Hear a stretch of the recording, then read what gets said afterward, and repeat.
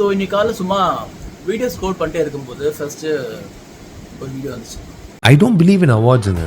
Awards எல்லாம் பைத்தியக்காரத்தனம். என்ன 4 பேர் உட்காந்துக்கிட்டு 7 கோடி மக்களுக்கு என்ன பிடிச்ச நடிகர், பிடிச்ச படம், பிடிச்ச துணை நடிகர் சொல்கிறவங்களாம் இவங்க 4 பேர் என்ன மேதாவிங்களா? எனக்கு புரியல. நீங்கள் சர்வே எடுங்க.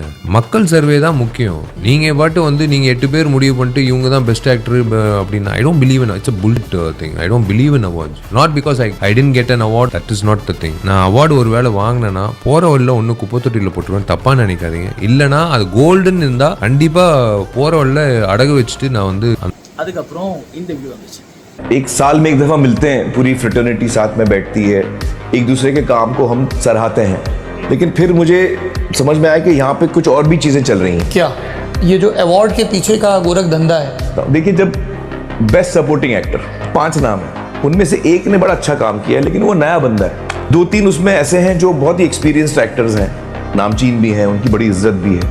तो होता क्या है कि लोगों को लगता है यार ये तो अभी नया है, ये अगले साल भी जीत लेगा अवार्ड, लेकिन इस आदमी को कैसे नहीं दें अवार्ड. इतनी इज्जत करते हैं तो फिर हम आदमी की इज्जत करने लगते हैं, काम की नहीं. அவார்ட்ஸ் பற்றியும் அவார்ட் ஷோஸ் பற்றியும் அமீர் கான் சொல்கிறத கேட்டோம், விஷால் சொல்கிறதையும் கேட்டோம், கரெக்டாக.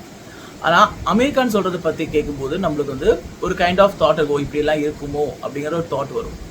ஆனால் விஷால் சொல்கிறத கேட்கும்போது சிச்சி இந்த திராட்சை புளிக்கும் அப்படிங்கிறதான் தோணுது.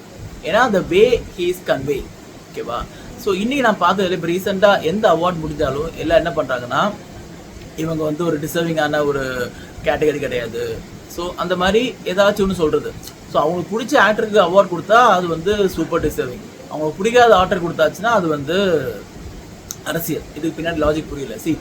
ஒவ்வொரு அவார்ட் கேட்டகரியும் ஒவ்வொரு விதமான விஷயத்துக்கும் ஒரு குழு இருக்குது, அவங்க டிசைட் பண்ணுறாங்க. ஒன்றில் நீங்கள் ஹோல் அவார்டே இப்போ பாலிடிக்ஸ் சொல்லுங்கள், நம்ம அமீர் கான் சொல்கிற மாதிரி. அப்படி இல்லைன்னா எல்லாத்தையும் அக்செப்ட் பண்ணுங்கள். எனக்கு பிடிச்ச ஆக்டர் நான் அக்செப்ட் பண்ணுவேன், எனக்கு பிடிக்காத ஆக்டர்னா அவங்க டிசர்விங் இல்லை அப்படின்னு சொல்கிறது நியாயமற்ற செயல். அதுக்கப்புறம் எனி ஆக்டர் நீங்கள் நல்லா நடிக்கிறாங்க, நல்லா நடிக்கல, என்ன இருந்தாலும் ஒரு 2.5 மணி நேரம் படம், ஒரு 3 மணி நேரம் படம் அவங்க நம்பி எடுக்கிறாங்க, இல்லைன்னா அவங்க மெயின் லீடாக பண்ணுறாங்க அப்படிங்கும்போது அது கண்டிப்பாக அதுக்கான ஒரு வெயிட்டேஜ் இருக்குது. அது ஒரு மிகப்பெரிய விஷயம். அவங்களுக்கு எதுவுமே தெரியாமல் ஒரு 2.5 மணி நேரம் படம் ஒருத்தவங்க ஷோல்டரில் யாராலையும் எடுத்துகிட்டு போக முடியாது. அப்படி எடுத்துகிட்டு போக அந்த படம் மிகப்பெரிய ஃப்ளாப் ஆகுது, ஓகேவா. ஸோ இதான் என்னோட தாழ்மையான கருத்து. எனக்கும் டிஸ்பியூட்ஸ் இருக்கும். சில பேர் கொடுக்கும்போது ஏன்டா இவங்களுக்கு கொடுக்கல, ஏன் அவங்க கொடுத்தாங்க, டிஸ்பியூட்ஸ் இருக்கும். பட் இது எல்லாமே அரசியல் அப்படின்னு சொல்கிறத என்னால் ஏற்றுக்க முடியாது. அவார்ட்ஸ் பற்றியும் அவார்ட் ஷோஸ் பற்றியும் நீங்கள் என்ன நினைக்கிறீங்க அப்படிங்கிறத கமெண்ட்ஸில் மென்ஷன் பண்ணுங்கள்.